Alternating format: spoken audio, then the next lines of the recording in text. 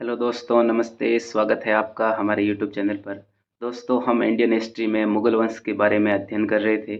मुग़ल वंश में हमने जो है हुमायूँ को स्टार्ट किया था और हुमायूँ का हम निर्वासन काल पढ़ रहे थे।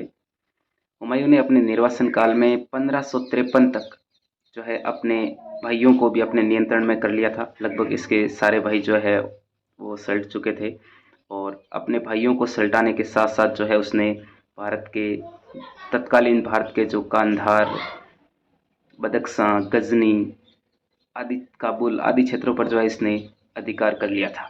अब ये और वर्तमान भारत की तरफ बढ़ेगा। वर्तमान भारत की तरफ बढ़ेगा यानी कि पंजाब पर आक्रमण करेगा।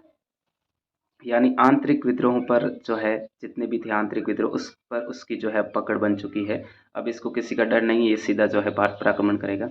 1553 तक जो है हुमायूं अपने भाइयों के विरोध शाह तैमास्प के आक्रमण के भय से और भारत के अफगान सुल्तान इस्लाम शाह के डर से पंजाब पर आक्रमण नहीं कर सका। यानी पंजाब पर ये इधर 1553 तक भारत की तरफ क्यों नहीं बढ़ा है, तो इसका जो मुख्य कारण है वो क्या था। एक तो इसने जो है भाइयों का विरोध हो रहा था, तो 1553 तक इसने अपने भाइयों को भी सल्टा दिया था। और ईरान के शासक जो शाह तैमास्प थे, इन्होंने तो हुमायूं को सहायता दी थी। फिर इसके आक्रमण का भय क्यों था?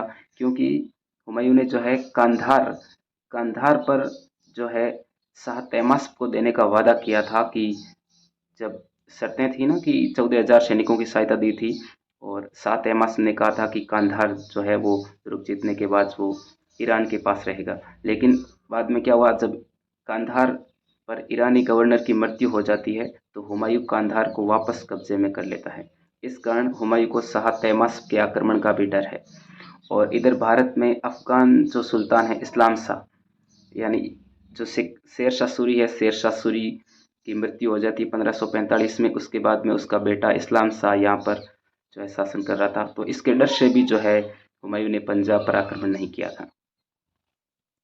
यद्यपि पंजाब में इस समय सुल्तान इस्लाम शाह के विरुद्ध विद्रोह भी हो रहे थे और नवंबर 1553 में इस्लाम शाह यानी भारत के जो सुल्तान थे उस समय शेर शाह सूरी के पुत्र इस्लाम शाह की मृत्यु हो जाती है 1553 में। और इस्लाम शाह की मृत्यु के बाद में जो है अफगानों की शक्ति वो बहुत ज़्यादा कमज़ोर हो जाती है और गद्दी के अनेक दावेदार उठ खड़े हुए। भारत पर आक्रमण करने का ये जो है अब अच्छा अवसर है हुमायूं के पास में। इसलिए हुमायूं जो है वो पंजाब और अंततः दिल्ली आगरा विजय के लिए अभियान करना अब आरंभ कर देगा। नवंबर 1554 में हुमायूं जो है वो पंजाब की तरफ बढ़ा। शीघ्र ही पेशावर पहुंच गया। सिंधु पार करके वो लाहौर की तरफ बढ़ा।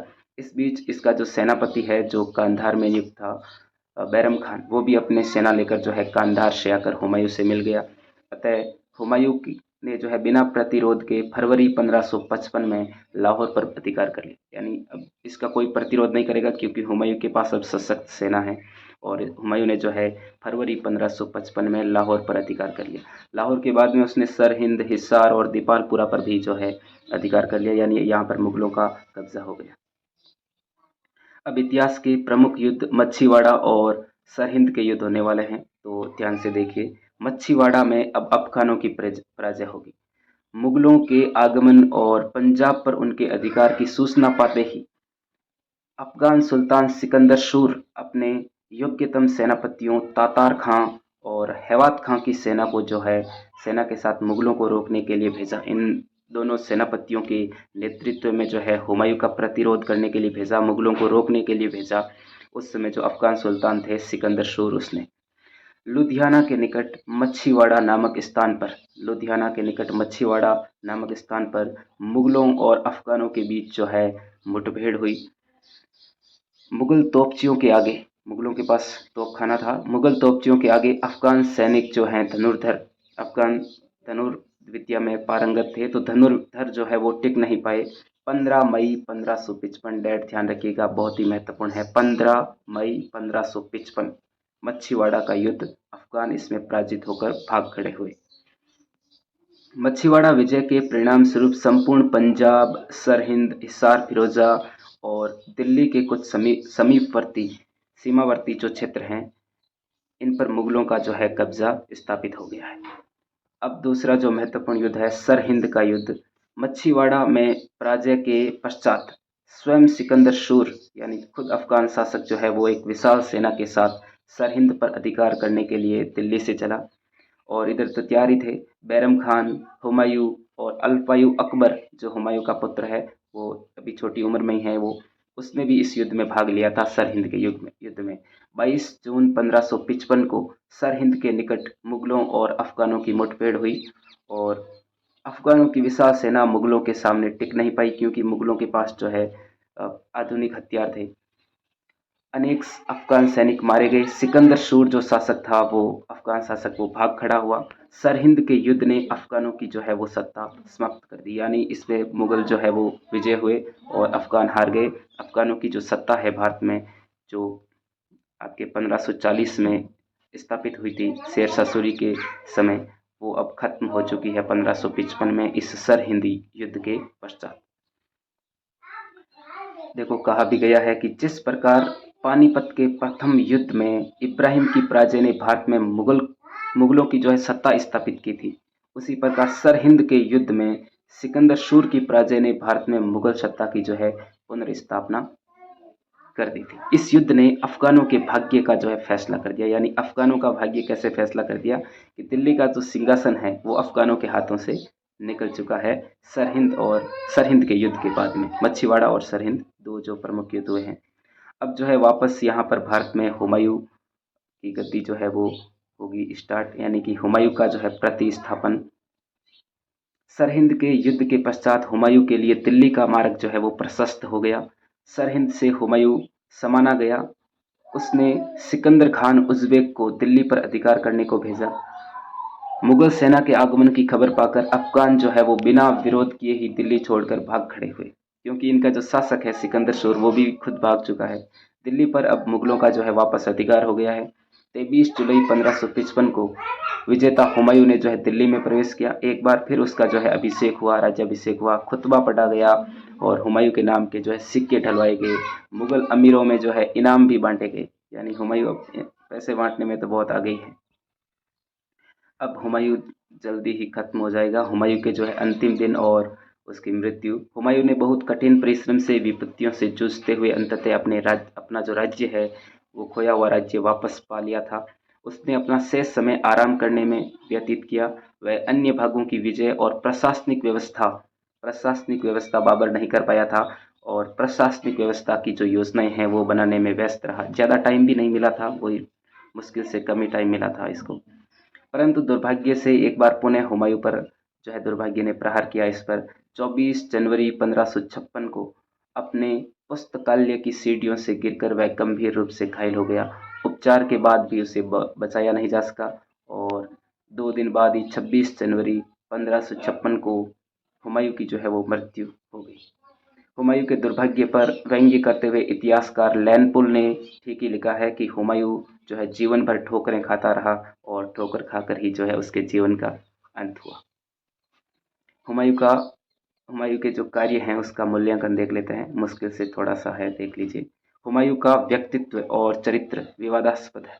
तबकात नासिरी हमने पढ़ा था, निजामुद्दीन का ग्रंथ है तबकात नासिरी का लेखक निजामुद्दीन और इतिहासकार फरिश्ता, ये दोनों हुमायूं के व्यक्तिगत चरित्र और मानवीय गुणों की प्रशंसा करते हैं। वह दयालु था। हुमायूं विद्या प्रेमी, साहित्य, कला और विज्ञान में अभिरुचि रखने वाला था, परंतु उसमें अनेक चारित्रिक दुर्बलताएं भी थी। वह आलसी, दुष्ट और अदूरदर्शी था, इसलिए उसे अपना राज्य खोकर वर्षों तक भगोड़े का जीवन जो है वो व्यतीत करना पड़ा। हुमायूं की सबसे प्रशंसनीय बात यह है कि घोर निराशा की परिस्थिति में भी उसने कभी जो है अपना धैर्य और साहस नहीं खोया। यही इसकी सबसे प्रशंसनीय बात है, यानी विकट परिस्थिति में जो है उसने अपना धैर्य नहीं खोया, साहस नहीं खोया, हमेशा जो है तैयार रहता था। प्रतिकूल परिस्थितियों से वह सदैव जो है वो जूझता रहा, और अंततः यह वापस जो है भारत में मुगल सत्ता की प्रतिस्थापना करने में सफल हुआ। यद्यपि वह बाबर की ही तरह अपने उत्तराधिकारी के लिए निरापद विरासत नहीं छोड़ सका, तथापि उसने मुगलों के शासन के लिए जो है मार्ग अवश्य प्रशस्त कर दिया था। उसने प्रशासन की रूपरेखा भी बनाई थी एक, और समस्त राज्य को विभिन्न प्रांतों में विभक्त करने की योजना भी बनाई इसने। ये इम्पोर्टेंट है कि इसने हुमायूं ने जो है प्रशासन को 4 विभागों में सुपुर्द किया था। 4 विभाग बनाए थे प्रशासन के। सबसे पहला है अस्थि।